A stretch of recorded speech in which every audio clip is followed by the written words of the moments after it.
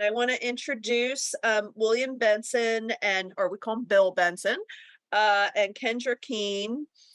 They are with Health Benefits ABCs, but they also represent a couple of national associations that work with senior housing. One is the American Association of Service Coordinators, but also the National Association of Adult Protective Services. And so, in that capacity, we have asked them to present today about working with adult protective services, understanding how adult protective services works. Obviously, some of the reporting issues and some of the laws are different in different states, but understanding how APS works might make it easier for you to work with them to support your residents. Because I know sometimes there's some frustration, but remembering that you're not the client, the resident is of APS when they get involved. And also, I know Bill and Kendra have presented before about APS and getting to know your local APS, just like getting to know your police officers or your emergency responders, your fire department before an emergency happens. So with that, I am going to turn over the Zoom to Bill and Kendra. Thank you. Janelle, thank you so much. And to you and Evan and Mark and all of your colleagues with B'nai B'rith and all of the folks that are attending your meeting today and yesterday and Sunday, I believe. So I think we're probably at the tail end of your program here. So I'm sure you're weary and thinking, oh my God, now we got to listen to Adult Protective Services. So I hope we can share some things with you that will be helpful in understanding better how adult protective services works, and to Janelle's point, to hopefully help to build relationships between you and your APS program that serves your particular property, your particular community. What we'd like to do is sort of give you the basics of Adult Protective Services 101, if we can. You know, what APS is, what APS isn't, and I think that's probably in some respects as important as what APS is to know what it's not able to do and doesn't do. So we're going to try to explain that. We're going to talk about some of the nitty gritty of how Adult Protective Services works, give you a little bit of sense of some issues that we deal with, from which Kendra and I deal with specifically, which is trying to build and sustain Adult Protective Services.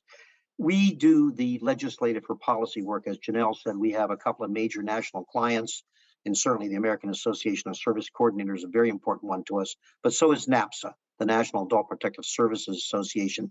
And our main job for them is to get funding for them, to get enough funding so that they can not only stay in business, but also to grow, and more importantly, in some respects, and we'll spend a little more time on this later, I think, and that is to take what has been a nationwide network of APS programs in states and communities that are each very individual.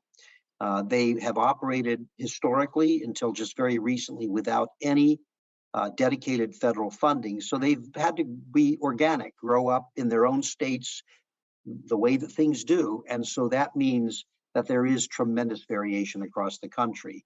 One of our goals in the long run is to get more consistency between programs, between states, so that what you see with APS in Wyoming is going to be similar to what you see with APS in Georgia or Maryland.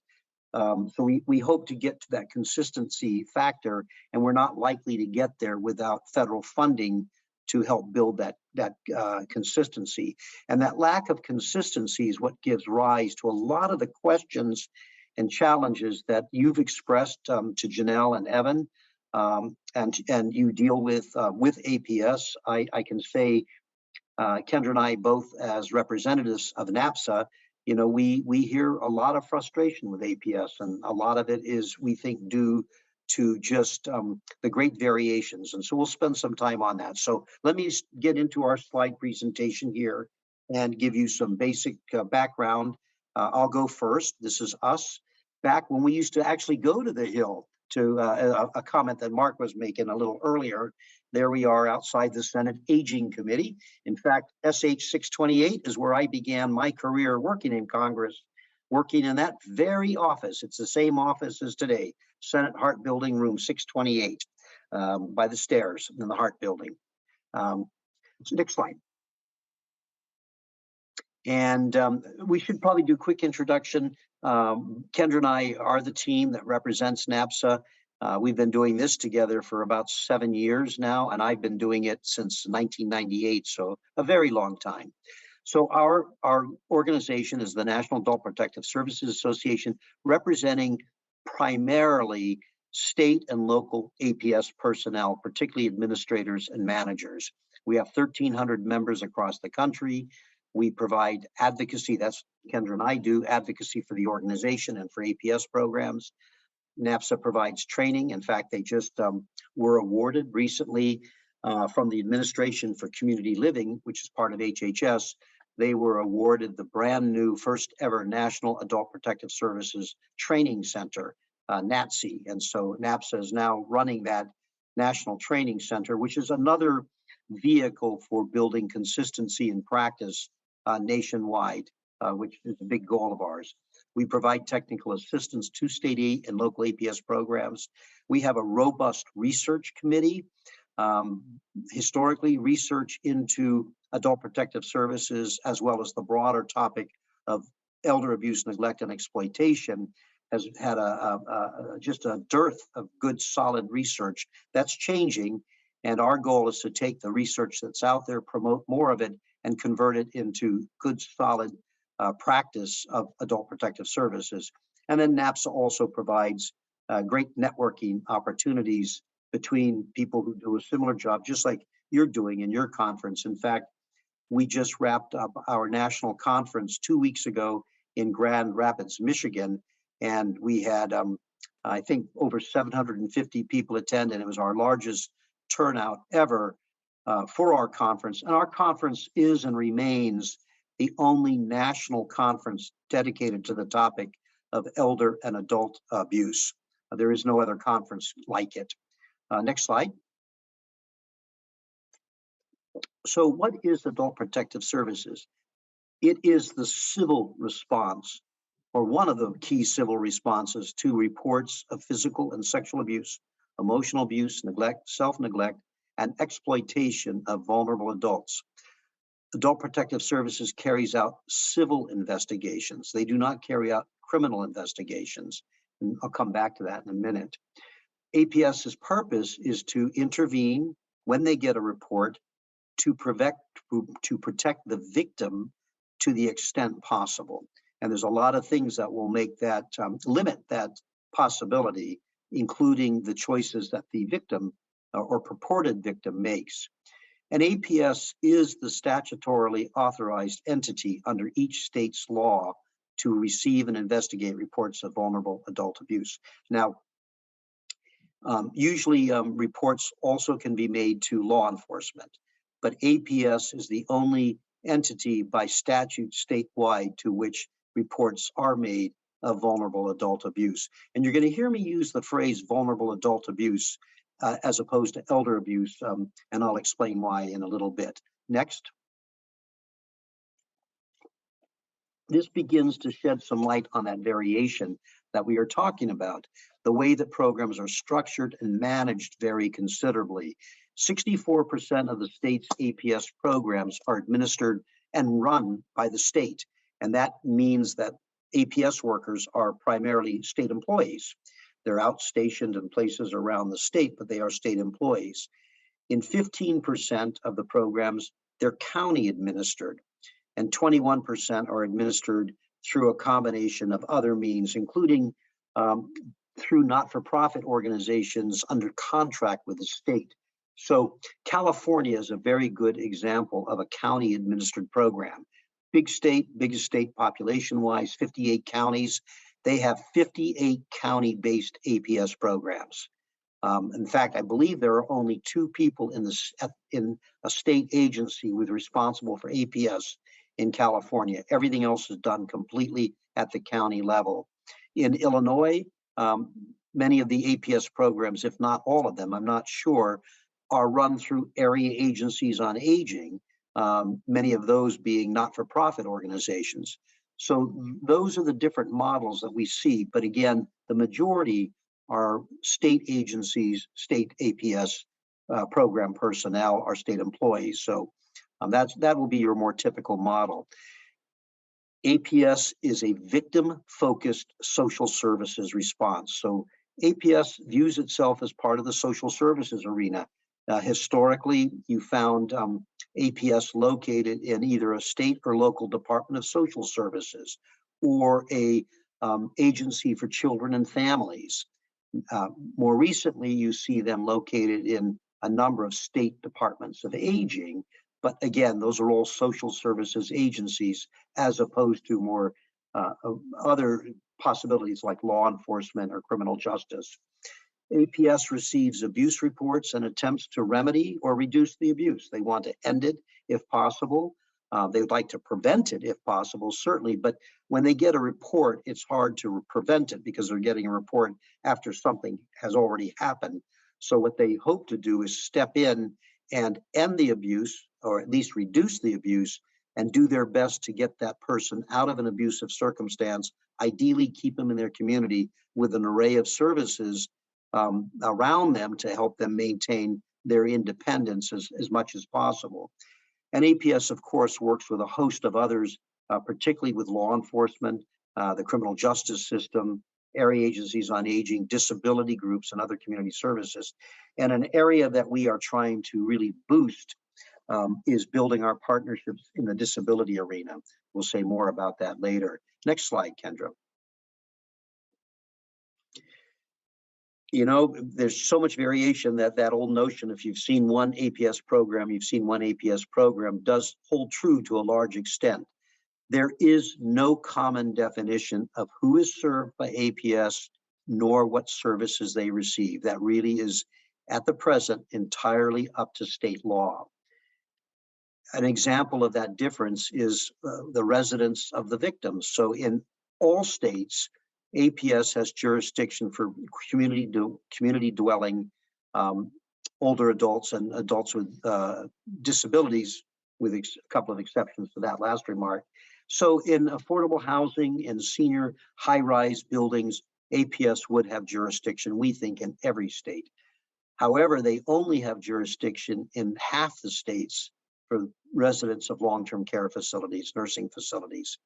We thought they had jurisdiction in all assisted living facilities, but evidently that's not true. There are at least one, possibly more states where APS doesn't have jurisdiction. And so when I say they don't have jurisdiction, well, who does have jurisdiction if they don't? Quite honestly, that jurisdiction in those states, the 50% where APS doesn't go into nursing homes, the jurisdiction belongs with the state licensure agency that licenses and certifies and therefore inspects nursing homes. I think those residents in those facilities are really shortchanged in those states. The population that APS responds to, again, a matter of state law. In 35 states, state law describes it as all adults who meet the definition of being a victim of abuse, neglect, and exploitation, all adults with disabilities age 18 and over. So that's everybody who is purported to be a victim of abuse, neglect, and exploitation. In 13 states, the definition is limited to adults with disabilities age 18 and over, and all older adults. So if you're 18 to 60 or 59 or 64, depending on how the state defines it, you have to have a specific disability in order to be served by APS. And some states, it's only just being 60 and over makes you eligible, or age 60 and over, but meet a state definition of vulnerable. So I'm 72. And in many states, in some states, if somebody thought I was being abused, it's very likely that I probably would not, APS might not investigate my situation because I might not meet the definition of vulnerable. All I am is over the age of 60. In other states, the fact that I'm over age 60 is all it takes. And an example of that is California. California, it is only that you be 60 and over on the aging side of things. And that just changed January 1 this year. It had been 65 and they just dropped it to age 60. So a great variation. And I'm going to suggest that one of the things, and when Kendra talks about this later, about trying to make connections to and relationships with APS, a critical part of that is who do you serve? Whose reports do you accept and investigate? And that helps you figure out what they won't take or can't take under state law. It's not a matter of they won't. They are really limited by state statute. Next slide. Just sort of the notion of kind of APS operates with a code of ethics. It's built into their national voluntary guidelines that have been adopted by the federal government. If they are voluntary guidelines, states are not required to follow them, but we have a strong code of ethics, and that the guiding value of APS is that every action taken by Adult Protective Services has to balance the duty to protect the safety of the vulnerable adult with that adult's right to self-determination, the right to make decisions for themselves, however questionable that might appear to most of us. You know, the notion that, you know, my Uncle George, who's 87 years old, just went out and bought a bright, shiny new red Corvette, and he's driving his new young blonde girlfriend around, you know, might suggest something untoward going. On the other hand, he may be just exercising his right to self-determination. Those are hard calls to make, but that's part of the bread and butter of life in the Adult Protective Services program. What are the principles of APS? Basically, that adults have the right to be safe, fundamentally. Adults retain all their civil and constitutional rights unless they are explicitly taken away through the court system. No one else can take those rights away from them. It's up to the courts to do that. A guardianship removes certain rights, sometimes all rights, but that's a decision made by a court, not by APS or law enforcement. Adults have the right to make decisions that do not conform with societal norms as long as these decisions do not harm others. And adults have the right to accept or refuse services. And that's a fundamental one. You know, if APS goes in, they've received a report that somebody's been the victim of abuse, neglect, or exploitation. That person, unless they lack the capacity to make a decision, they have the right to simply say, go away. I don't want you. And APS is pretty well stuck having to honor that because that's their right to do that. I'm reminded when I talk about this of an old colleague of mine, a wonderful mentor, who was the dean of the Stanford School of Law, named George Alexander, Dean George Alexander. And he would speak of our right to folly, our right to folly, our right to make mistakes that other people think are just plain folly or foolishness. But that's a fundamental right that we cherish, actually. Next slide. So what can APS do? It can certainly examine all aspects of reported maltreatment. We use maltreatment here. It's become an increasingly used term of art for elder abuse or adult abuse, neglect, and exploitation, maltreatment. The Centers for Disease Control, for example, they only use the phrase maltreatment. You won't see them speaking about elder or adult abuse. APS can collaborate with adults to help them maintain their independence as much as possible, including developing a case plan to help them do that when they are a client of APS. Advocate with other agencies to do what those agencies should be doing or could be doing, and where appropriate to arrange in-home services that make it possible for somebody to remain living as independently as possible where they want to live. In their own home, whether that's in a Section 202 building or some other senior property or their own single dwelling home. Next slide. This is important. This is what APS can't do because there is a lot of, we think, mythology or misunderstanding about the role of APS. Like they somehow have this magical power to come in and do things that folks don't want them to do sometimes. APS cannot force services on a person who has capacity to consent. They just can't. No, no power to do that. APS cannot involuntarily remove someone from their home. They can, if necessary, go to court and get a protective order that might require involuntarily moving them to some other setting, like a nursing home. But it's the court's decision, not APS. APS can seek that determination, but they almost always try to avoid that. APS obviously can't provide services for which there are no available resources. And I'm going to spend a moment on that, and that is that,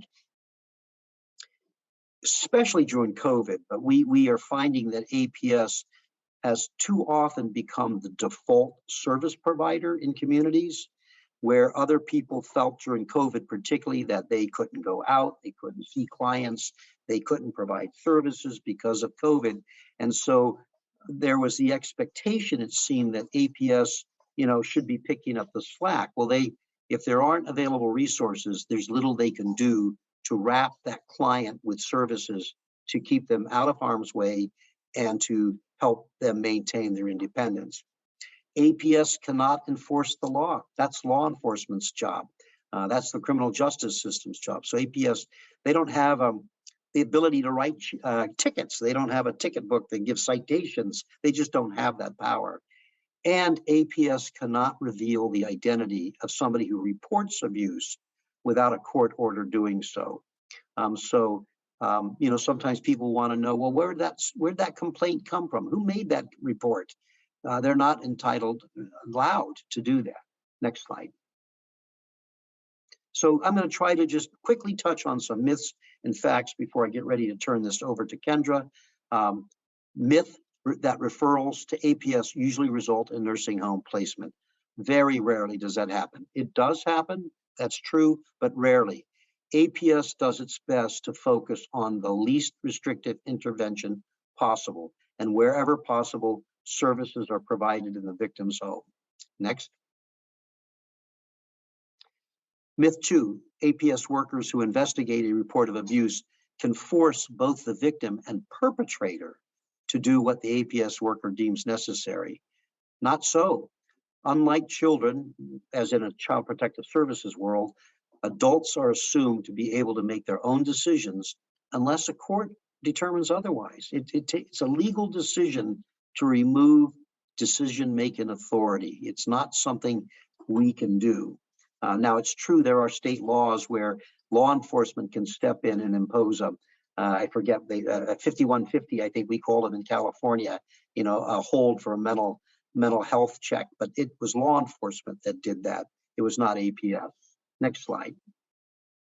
Myth 3, when an abuse report is made, the main responsibility of the APS worker is to fix the situation to the reporter's satisfaction. Janelle touched on this at the very beginning. When any report of abuse to APS is investigated, the APS client is the alleged victim. It's not the reporter. No matter how concerned, no matter how well-meaning, no matter how related that reporter is, the client is the alleged victim. And that matters. We see this a lot of times in financial exploitation cases involving family members, children, who are ripping off mom and dad, stealing them blind. And reports made that, the son has just stolen mom's, money. Mom is the client. And if mom says, I don't want to get my son in trouble, I don't want to create waves, he's my son, I'll live with it. APS pretty much generally is really stuck with that. Now, if law enforcement gets engaged, law enforcement, in many cases has the power to conduct an investigation and proceed with their processes with or without the client's consent in many cases, but that's not APS's world. Next fact. Oops, we've done the myths. So APS, essentially what they're involved in is intake, receiving reports of abuse by phone, increasingly online. And the screener is basically whoever's taken that intake is determining, is this person eligible? And do they meet our definition? And do they fall within the categories of abuse for which we have jurisdiction? And then the investigation stage begins, typically within 1 to 5 days, depending on seriousness and urgency. Some states have very, if you think there's harm being done, you may have to respond within a certain number of hours or 24 hours. It depends on what is in state statute or state regulation, but state law guides those kinds of things. Investigations are short term, and partly the idea historically is to get in there, investigate it, find out if abuse did or did not occur, and then try to stabilize the client and get them out of the abusive situation. And they usually last 30 to 60 days. They're short term. Where this gets difficult, for example, is some cases like financial exploitation cases, the investigation can be very ponderous and lengthy, longer than 60 days by a long shot. And so there are provisions in many state statutes to extend that period under extenuating circumstances, like investigating a financial exploitation case. And then the interventions are usually short term as well. APS is an investigative social services. It's not the case management system for long-term services and supports in a community. So where you see this as a problem in many people's eyes many times is they know somebody or they believe somebody is a hoarder. And they've tried to intervene, they've tried to report them to authorities, they've tried to get mental health folks in there, and that person might, change their behavior short term, clean out a bunch of piles, but they're right back at it, hoarding again. APS very often is unable to keep that case open for a lengthy period because very often it's going to take a really long time to affect behavior change in someone who has a hoarding syndrome. And unfortunately, and this is one of the greatest challenges for APS, as we all know, we have such a tattered, fragmented mental health system to get the services that we need for mental health purposes, that so much falls on APS, for which they are not the mental health provider in the community, but they do provide short-term interventions, including trying to provide where they have the budgets to do it. And Kendra and I are very proud of the fact that we got a large amount of money to APS for fiscal years 21 and 22 only, particularly under the ARPA Act. Our goal is to try to sustain that money, but we have no guarantee of that at all. That money has provided a boost to APS programs to give them the ability to have money to repair things, to help transport people, to help get them interventions where needed, get them food on a short-term emergency basis, but not long-term. Another intervention, of course, can be protective orders, and that is to go to court and say, we need to do something to compel an action or involuntarily move somebody into a different setting. And of course, that would include guardianships. But we believe at APS that guardianships are the last resort, only when absolutely necessary, because a guardianship is a de facto way of taking away civil liberties.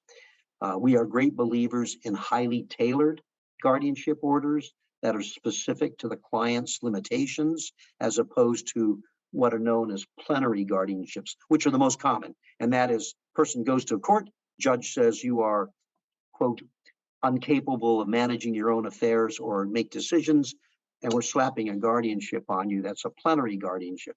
Plenary means essentially you can't vote, you can't associate with people you care about, you can't, loved ones included.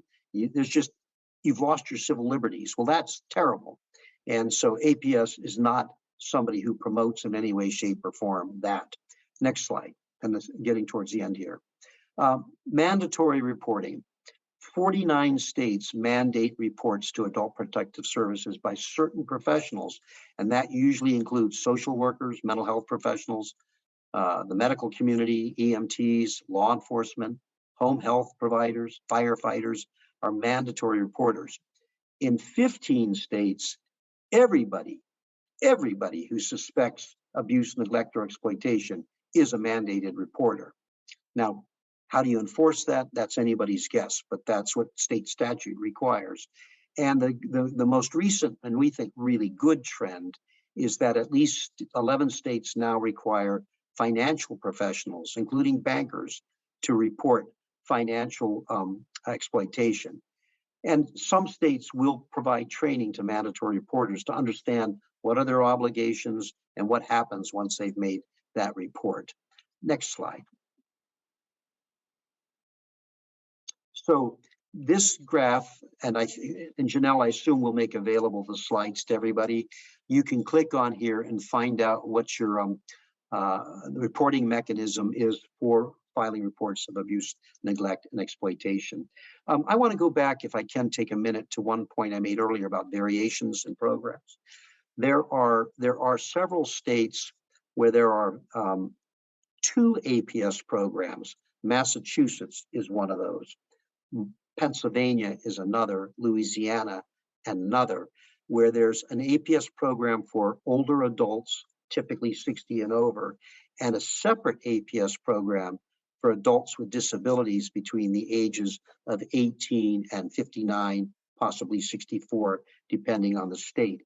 And I don't know if there's any states left, and Kendra can probably answer that, where there's only APS for older adults and not for people with disabilities between 18 and 59 or 64. In the last several years, Nevada was elders only. They've expanded now to include adults 18 and over under state law, and the same in Pennsylvania. Those were states where it was only for older adults.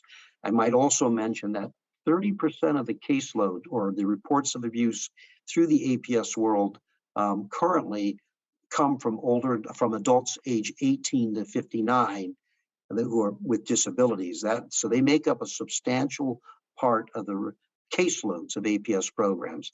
And I think I might be at the end of my comments before I shift it over to Kendra. I noticed, Kendra, we had one question come up. Maybe we can get to that. Marshall, you ask a really good question. That is why professional guardians will start by saying, no, they do not want to take people's rights away.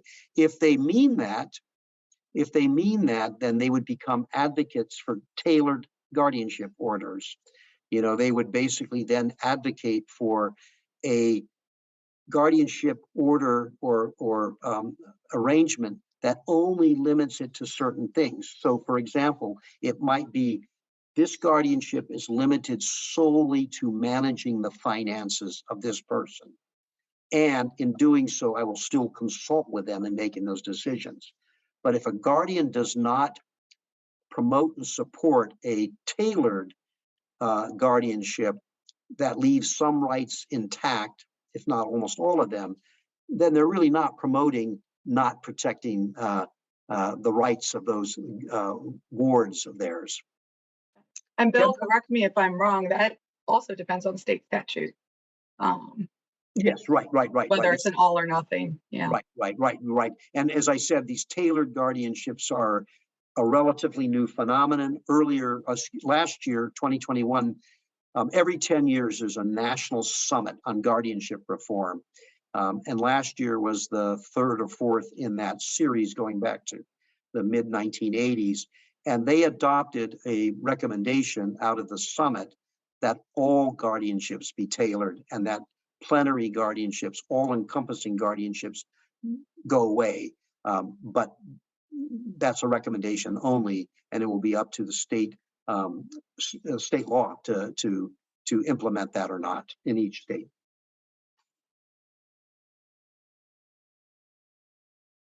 So thanks, Bill. We're just going to give some quick stats and figures that I'm guessing you all have seen, and these aren't new to you, about the increasing senior population, that by 2030, not too long from now, seniors will be about 18% of the nation's population. And that's significant because several studies have found that about 10% of all elders are abused. So just as you can imagine, with the growing population, that in and of itself is increasing APS cases as well as need for senior housing. And then financial exploitation is an even bigger challenge of almost 40%. And so we're seeing that increasing with adult protective services. The pandemic, of course, did impact reporting levels, but I think we're back to seeing increases. And a lot of that was just, we think, because there weren't a lot of eyes on older adults. There were, a few people, whether you all might have been working remote or you might have been the few people seeing your elders on a day-to-day basis. Along that lines of data is that for every one case of elder abuse that we believe comes to the attention of a responsible entity, APS, law enforcement, whomever, another 23 cases never comes to light. And that's from a New York study of just, what's out there, what's not known, what might not be reported, because as Bill said, people don't want to get their family members in trouble. And we know family is often the top perpetrator of abuse, unfortunately. So I just wanted to run through most of the common types of cases. And as Bill said, all of the states might vary in their technical definitions of these, although they're kind of similar, I think, across the nation. Another one interesting thing, I think, is that many tribes will recognize spiritual abuse is an important thing for them. Self-neglect is, as you might guess, the most common report, but financial exploitation is an increasing second, and not necessarily financial exploitation from, we see all the scams, the IRS scams and everything else. A lot of it's from families, and that can be some of the greatest losses.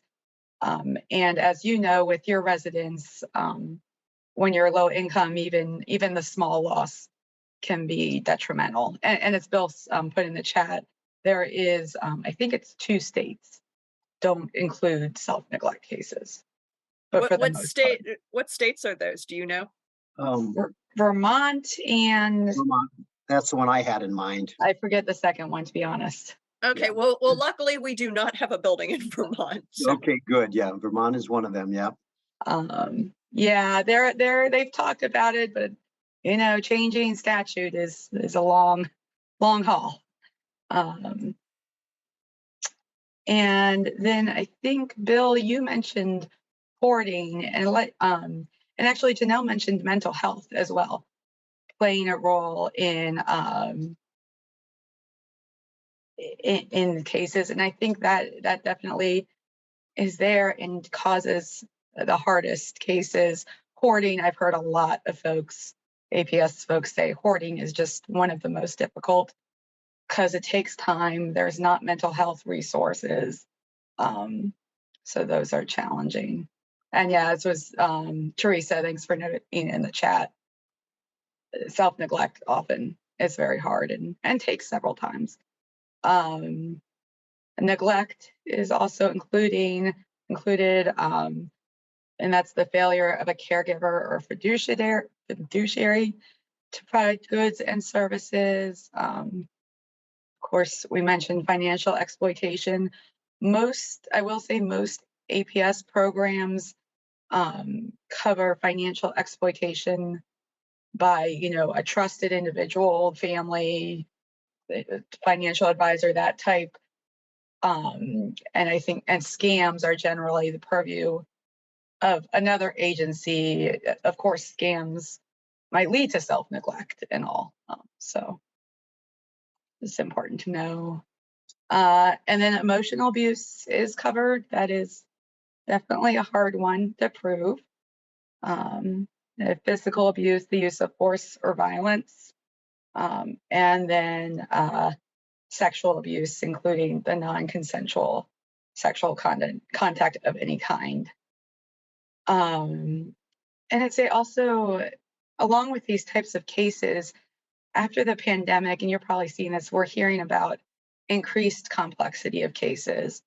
And I think a lot of this also comes from cases that should have been may have been reported earlier if, say, someone was seeing their doctor regularly, or things that could have been prevented.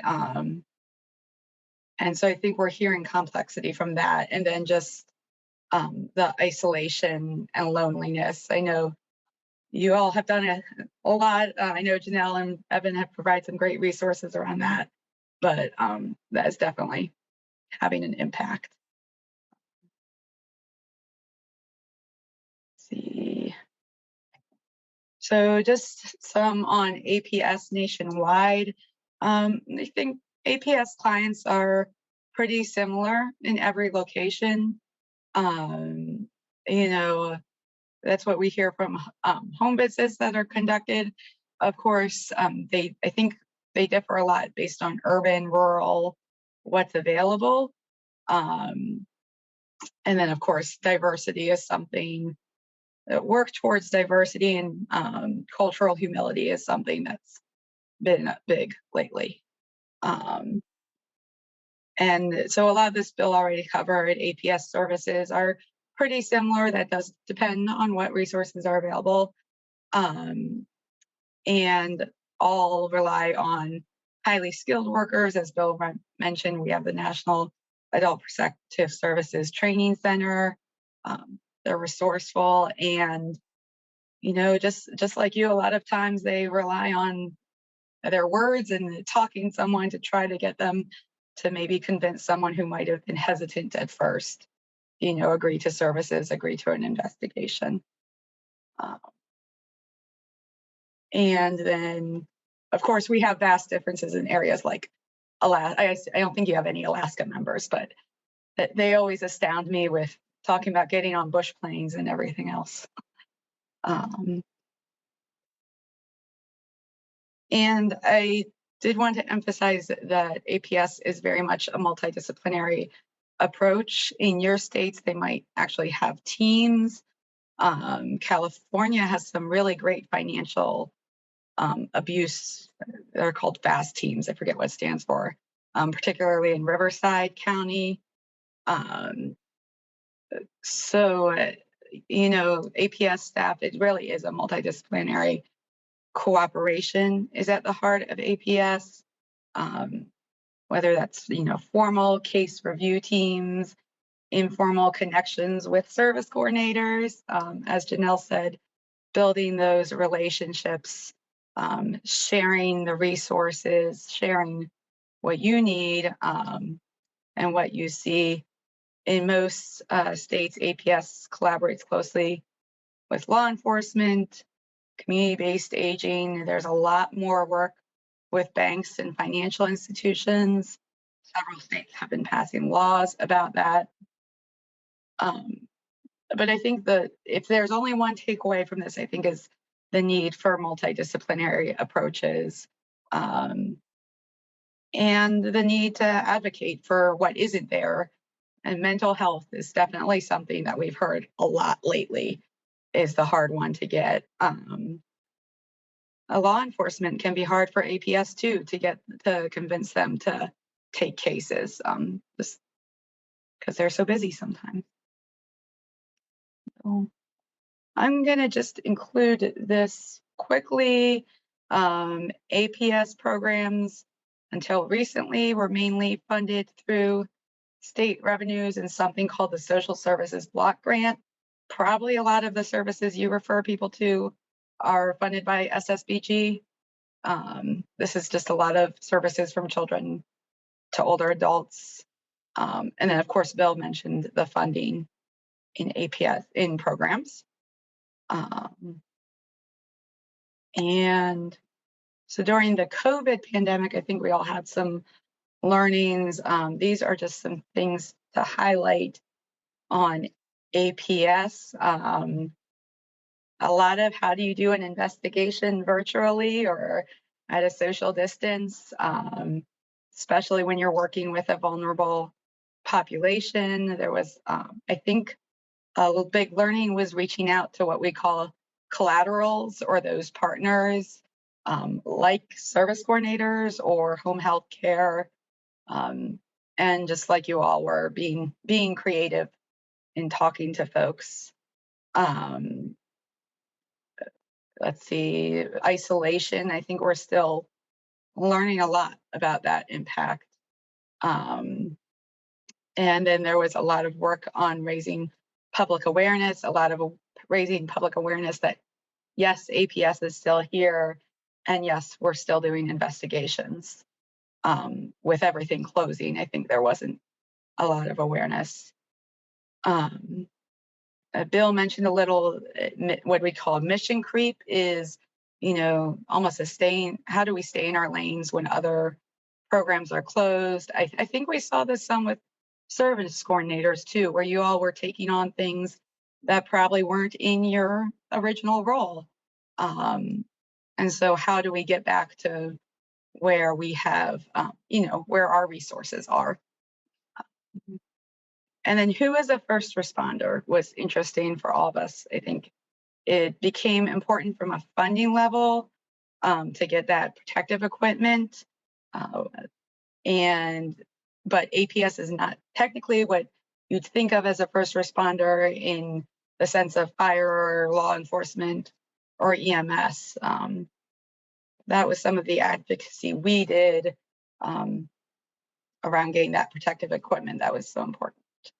So some of the learnings were relationships are essential.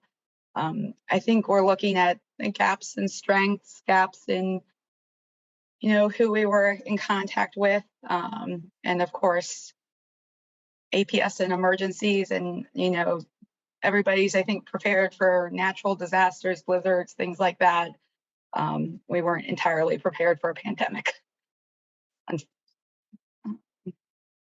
And let's see what else there is. So, as I said, building bridges is really, I think, the key thing for service coordinators to take away. And y'all are excellent at that to begin with. So, learning about APS in your community before you have to make a report. I think some of the comments we've heard both through Melissa, Ask, and Janelle is challenges of, I made a report and I'm not hearing back, or I made a report, how do I help? And I think this is where making those relationships, asking those hypothetical questions before someone's in the midst of an investigation can be helpful, not just to know what APS does, but also to know maybe there's a staff member in APS who's a good go-to person for you, or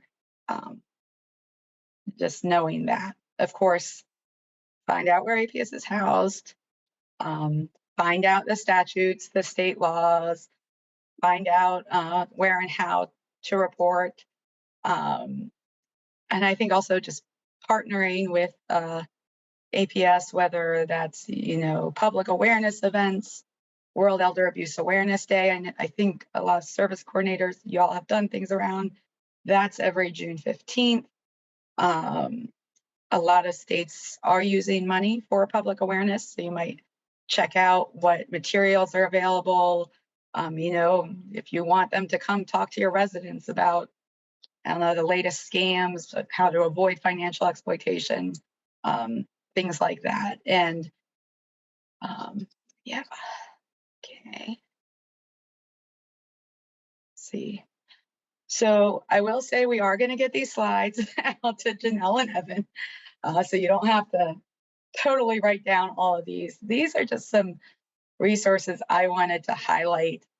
Of course, SNAPS is there. The National Adult Maltreatment Reporting Center system is data. If you really want to dive into some of the stats, if you're kind of, researchy like that. The National Elder Fraud Hotline is actually one, I think, fairly new. It's one I recently learned about. We had them speak at our conference.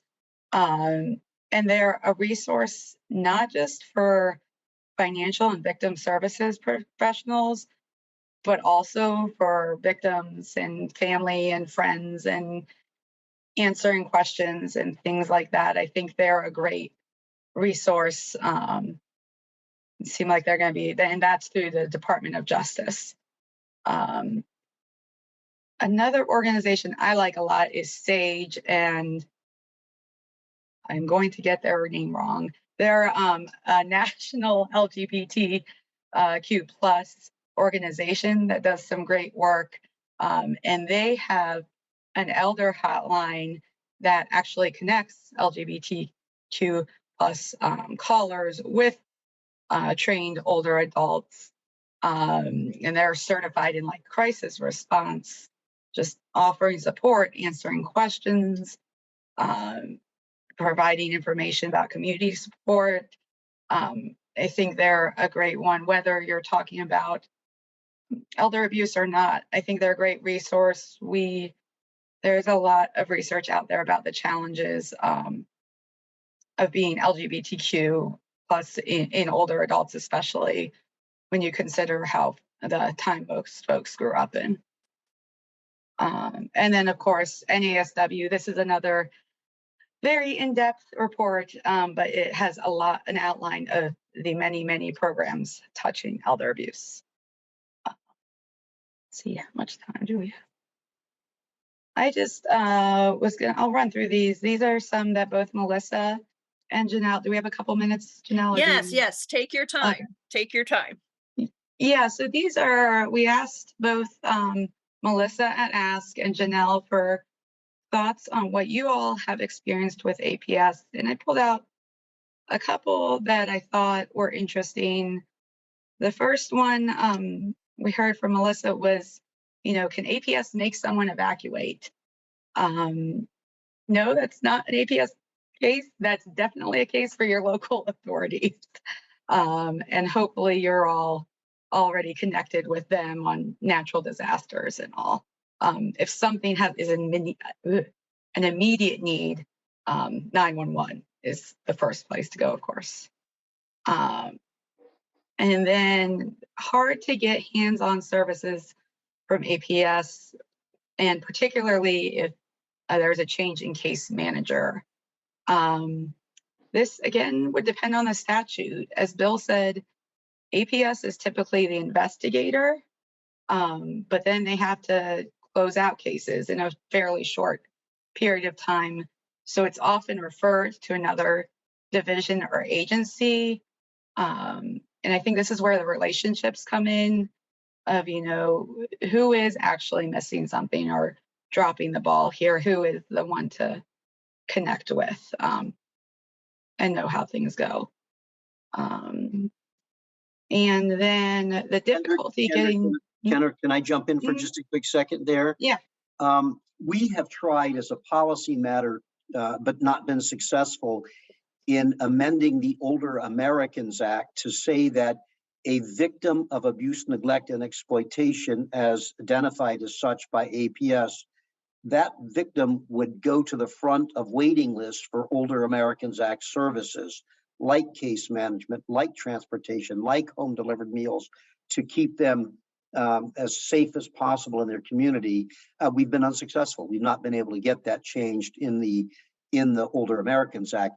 But just recently, we learned from one state director of aging that is a policy change they're making in their state.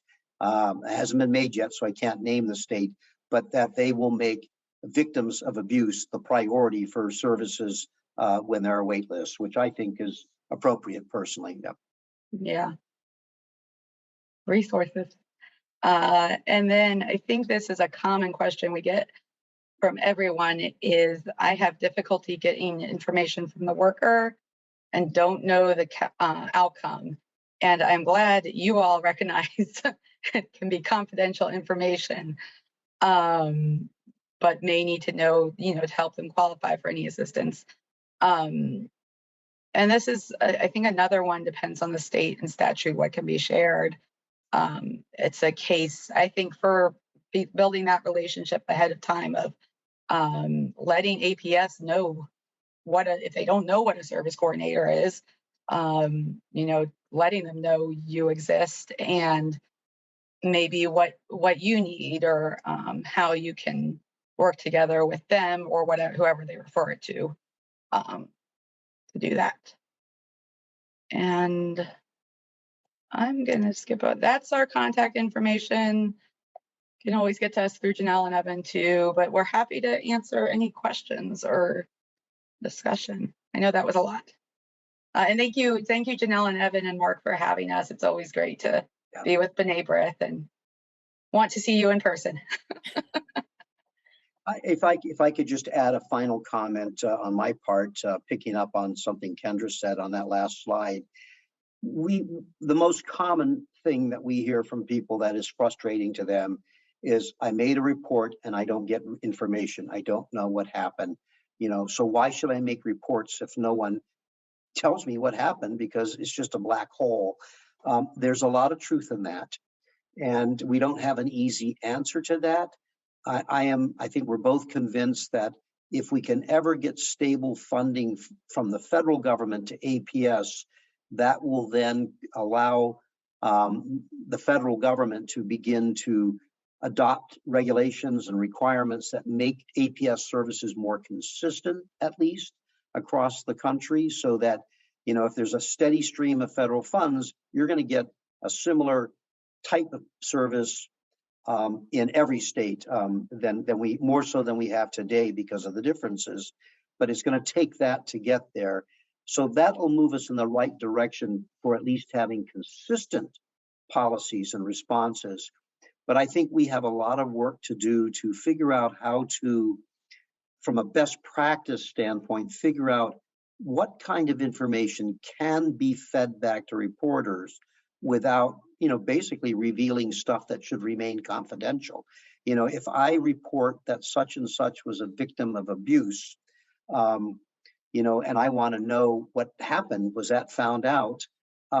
First, that person who was the alleged victim may not want anybody to know that they were in fact abused. They may not. That's profoundly personal. So even though you suspected and reported it, they may not want you to know that in fact they were abused, particularly if it were either a family member or a trusted other. People are really struggle with the stigma of being, for example, financially exploited by somebody they should have they trusted. Completely understandable that they were bamboozled, but they don't want people to know that. So, and also sharing information that might make someone else appear to be a perpetrator, if that's not been determined through a court of law, makes it also very difficult to share that kind of information. So I think we've got real work to do to figure out what is it we can share legitimately and yet keep protecting the victim or others, that are alleged to be perpetrators, if it's not been in fact determined that they were perpetrators. It's one thing to have a convicted sex offender end up on a public roll somewhere as such. That's a long journey to get to that place, as opposed to just, I think Myrtle's son has just been ripping her off. That's we're treading in very dangerous ground when we start revealing that kind of information. But I think we would like to see us get to a place where there is some way to give feedback, if nothing else, to say, and this is where APS can do a better job in many places. Thank you for making that report. We really appreciate it. We take it seriously, and we're going to look into it, and we will share with you whatever we can and whatever is approved by the subject of this investigation. I think it's a place we'd like to get to. Does anybody have any questions? I know I got a lot of comments about APS when I requested it. Yeah, and thank you for those who commented. I think not just for our presentation, but just in general, it's helpful. Oh, very helpful us to hear. Yeah, very much so. So I have a couple comments listening to all of this, knowing what the comments that people said about APS. One that I didn't get to you, but was really good. They mentioned documentation. As a management, they had a lot of documentation that they would then be able to take to APS if they felt there was a problem with a resident. So document, document, document. Another thought is what I heard a lot was that APS is somewhat of a service. This APS worker is somewhat of a service coordinator, but with somebody in crisis. Would that be somewhat of a fair assessment? Oh, Bill, you're muted. Oh, as long as the crisis is related to abuse, neglect, or exploitation, as opposed to they just don't have enough food to eat. Although even there, you get in the gray areas where if it's self-neglect, case, if it's a person who, because of their capacity or lack thereof, doesn't have the wherewithal to get the food they need, and therefore they could be viewed potentially as a self-neglect case. So that whole world of self-neglect is such a difficult, challenging gray area, I think. But I think, yeah, they are like a service coordinator, except that they have, much more procedural things based on state law, state policy that dictate the constraints of what, or the boundaries of what they are able to do and not do. Like, for example, they got to open and close a case in 30 days. State statute dictates that. Well, and I'd say I think it depends on the state, because in some states, APS is only the investigator, and then it gets handed off for services. Whereas in other, like that case closure, usually that's the investigation, open and close, and then services might be provided through APS, might be provided through someone else. Yeah, that say it's we'll say a 45-day window, depending on state law. In that time, they are basically going out and verifying and then substantiating or not substantiating that abuse in fact occurred, or that it was in the case of self-neglect. So to substantiate that, then once substantiated, then the interventions become appropriate, but it may not be APS who has any duty or wherewithal to do the interventions. That gets handed off to others. So knowing in your state whether APS is just simply the investigative body or whether they're the ones connecting your residents with services. But I think the service coordinators, and Mike Goldman has a comment, I see his hand up. I think the service coordinators definitely would want to be somewhat involved because they are arranging services for the residents. Okay, Mike. So, Bill, you mentioned, first of all, thank you both. It's really been fascinating. There's so much information. But you mentioned how you've been trying to get the clients to the front of a line for other services, and you have not found receptivity wherever you've turned. I wonder if you are sharing the info you collect. You're on the front lines. It's completely understandable that you worry a lot about people trying to get you to violate their confidentiality. But going the other way, you're on the front lines and you're collecting and being exposed to a lot of information that could be of help to needy seniors. And I'm wondering whether your national organization has put a push to, for example, to use the, I used to be on the Committee on Aging for my county, and it bothered the heck out of me when the powers that be would say, we take care of that this way or that way, and then you peel the onion and you find out there's an 18-month wait list. But the wait list is the cover for an insufficient doing of the job, and it's really hard to get that exposed. And you're there and you're collecting the info, and these committees on aging and the departments of aging would benefit. I think it would be a mutual benefit if you guys could figure out a way to share that information with them so that you can all run at the rock up the same hill. I think that's a really good point, and I think that as long as if APS is segregated, if you will, from the aging network, from the commissions on aging, committees, aging, departments of aging, I think they have to step up and do a better job of bridging those worlds. And if they're part of that same world as they are I should have mentioned at the beginning that about just over half of all APS programs are not part of the aging network. They're not part of the area agencies on aging or the state offices on aging. They're managed by departments of social services. I'm guessing where they are part of the aging network, where they're located, like in Georgia, they're in the Department of Aging. In those states, they're probably, hopefully, doing a better job of sharing what they're learning about the client population. And more significantly, I think this is your key point, Mike, APS does have a front seat on what services really exist in the community, at least for these kinds of crisis situations, and what doesn't exist and how difficult they are to get to. If that would be very good insights and information to share. And so that's worthwhile for us to have more of a conversation about, I think. So thanks for that, Mike. That's very thoughtful. Thank you. There's a comment. It's great to, in Massachusetts, having a great relationship with the APS agencies in your towns. And I think that's great. And Bill, we probably need to go to our APS folks and say, do you know the service coordinators in your area? Right. Absolutely. Yeah, absolutely.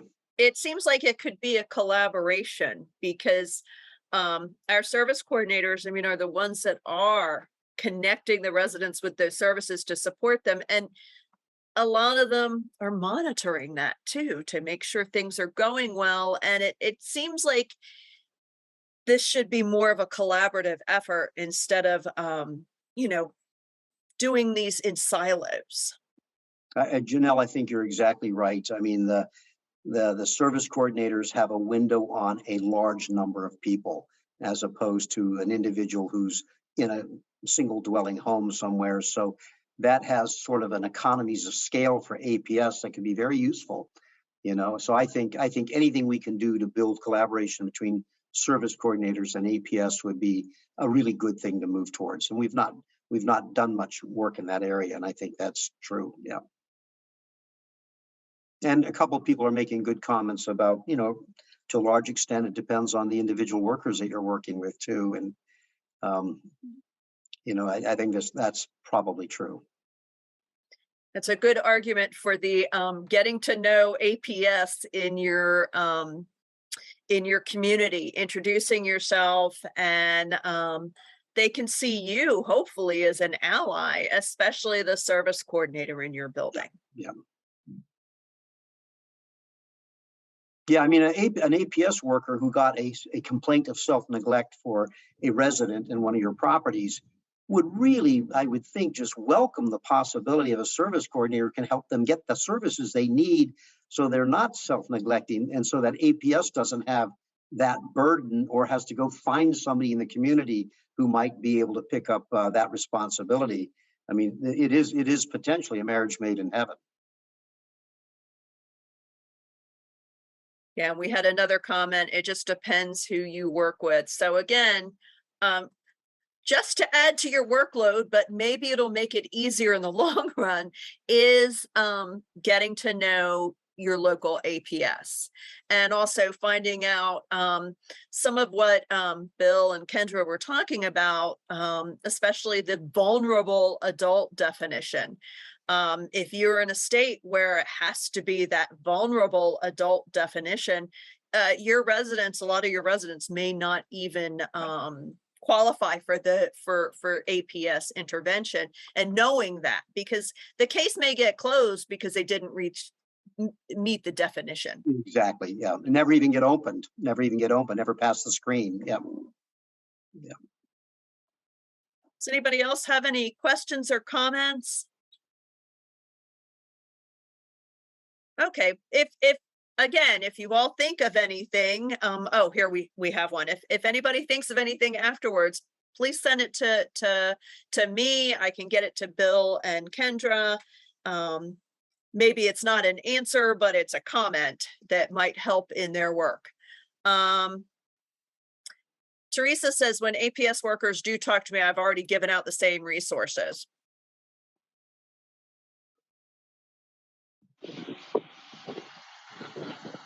I just wanted to say something about every state has a statute in their laws about what is a vulnerable adult in their state. And usually APS does their best work with vulnerable adults because that's what APS is designed to help, pretty much. So Absolutely right. Yeah, absolutely right, Marshall. Yeah. the other thing is, I just wanted to know if you have reached out to the National Guardianship Association. I know that an AARP representative has mentioned your organization to us more than once about things that that you have put forward, and really, you have a lot in common with the National Guardianship Association, and I wish that we had a better partnership with you. I agree with that, Marshall. I did speak at the NGA or I don't know if it's their national conference, but at an NGA meeting last year. And we just saw a notice from our executive director about the upcoming NGA conference. We're not speaking there, but I saw that the next NGA conference is coming up, I believe, the end of September or October. I can't remember now. But I think truthfully, we should do a conference together. I think we should. And a lot of your stuff is just what we need, and a lot of our stuff would be really good with you. I think we need a much better collaboration. I agree with that. Thanks for the presentation. Oh, and I see Luz is talking about APS in Tucson. So glad to hear that. You know, our Arizona APS program has been one that's been through a great deal of growth and change over the last few years. And so it's very nice to hear that. Very nice to hear that. I like how she mentions she sends the newsletter to them. That's a good idea. Yeah, that's a very good idea. Okay, and we have a comment, a question, I'm sorry, from Steve Levine. Do local APS offices generally offer to train? I don't know that we could answer that with a general answer that they do, but I think that I can't imagine they would not be willing to do that. You know, the constraint would be really just, you know, bandwidth and being overloaded. But I think the more that they educate about what they can and can't do, the better it is for their practice. So I would hope that every APS program would be willing to at least do that. Or be part of a training that you put together. Yeah. Yep. Okay. Anybody else have any questions or comments? Because I know we've kept Bill and Kendra longer than we scheduled them for, but it was a great conversation. Okay, and they Luz says in Tucson, Arizona, their Council on Aging provides APS training, so you might want to look at that. Your area agency on aging, there's hopefully a more collaboration than that we're hearing right now, but I think there is. But I hope this presentation helped I know it helped me understand a little bit more about APS. I know we've had Kendra, she came to one of our conferences, and we've had them also in our virtual conferences.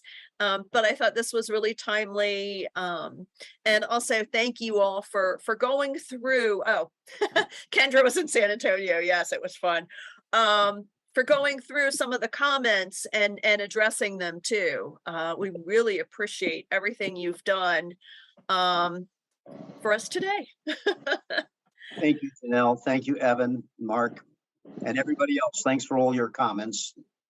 Thank you, Kendra.